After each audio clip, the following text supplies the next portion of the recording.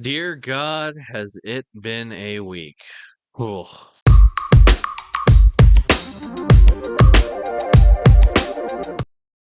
Hey, Evan from HIMediaTV here today, and I got a quick question for you. What is your current obsession? Jesus. But to answer my illustrious co-host Sean's text, why do we have diversity hires? I have nothing really to add to your summation. It may be add a little bit more historical context and summation.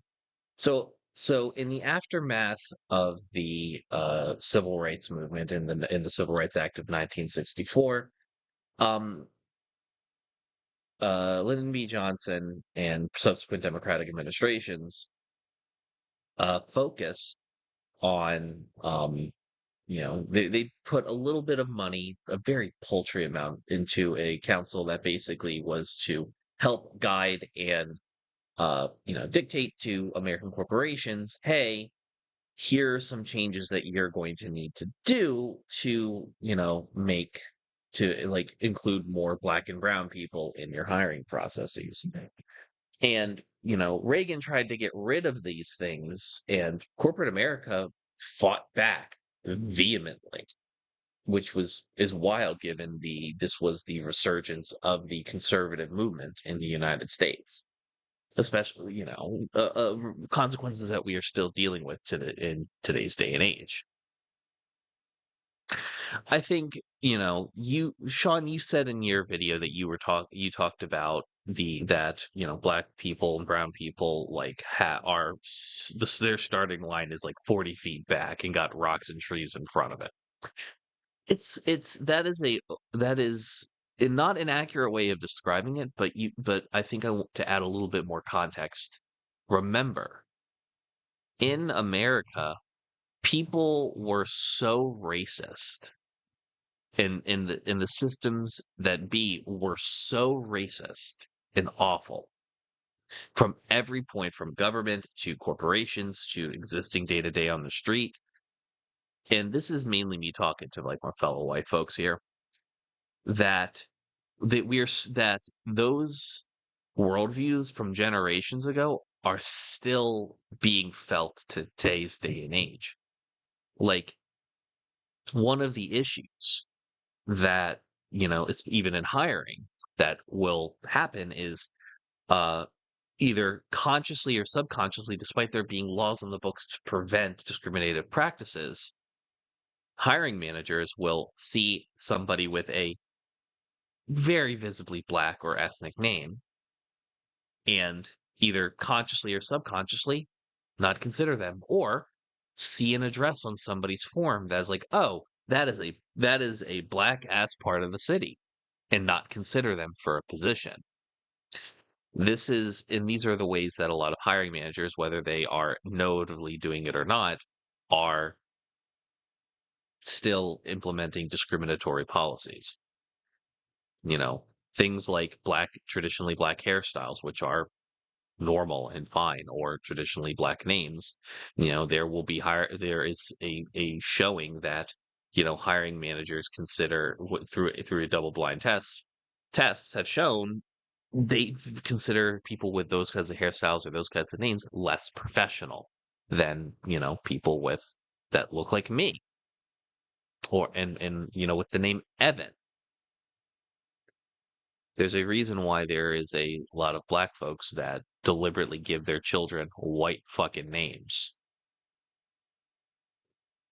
Fundamentally, at the end of the day, the continued, fight for we in this country, there was a time period where we focused heavily on color blindness, and this, a lot of right wingers and conservatives would say, "Oh, I don't see color." Well, the thing is that society does, and the notion of color blindness is, again, this falsehood of color blindness and pretending that there isn't systematic racism. Everybody else is just racist for acknowledging that racism exists. I mean,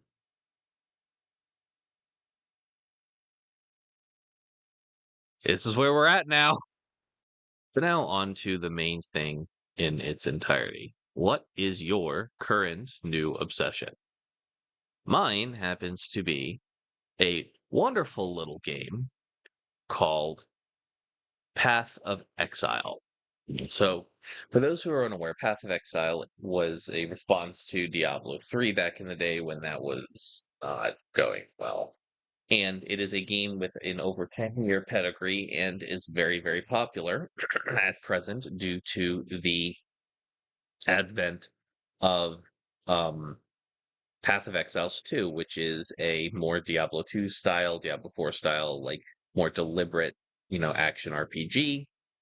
And I am in love with this game. I have written multiple video essays about it, and it has been kind of like my just chatting, easygoing game while I've been streaming. Yeah. It's fun. It's got all of like the loot goblin brain go burr things that I really, really enjoy.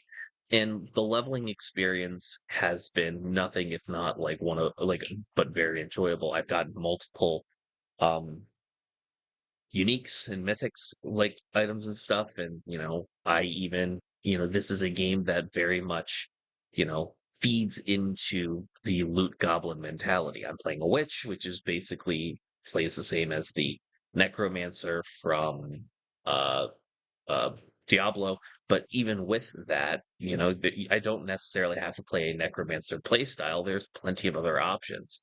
The fluidity of skills that are available to you and things that you can do are so much fun. And it's one of those games. It's like Stardew Valley. I just end up playing it for hours and hours and hours, and I cannot stop. I am just obsessed with this, and it has been I've been trying desperately to figure out other ways to sort of make new content and things of that nature because if I'm being honest, I kind of really want to just have an excuse to play more of this game. And despite, recently cranking out video after video after video after video, getting my backlog squared away, I still want to just sit down and do nothing but play this, even with some of the technical issues I've been having with the client. But yeah, Sean, that's my question for you. What is your new current obsession? And I ask the same to you, the viewer. Let me know down in the comments. And feel free to make a short responding to this. Cut it, clip it, remix it. I'd love to and make sure you tag me and Sean in it. We'd love to react to your responses to these uh questions, as it were.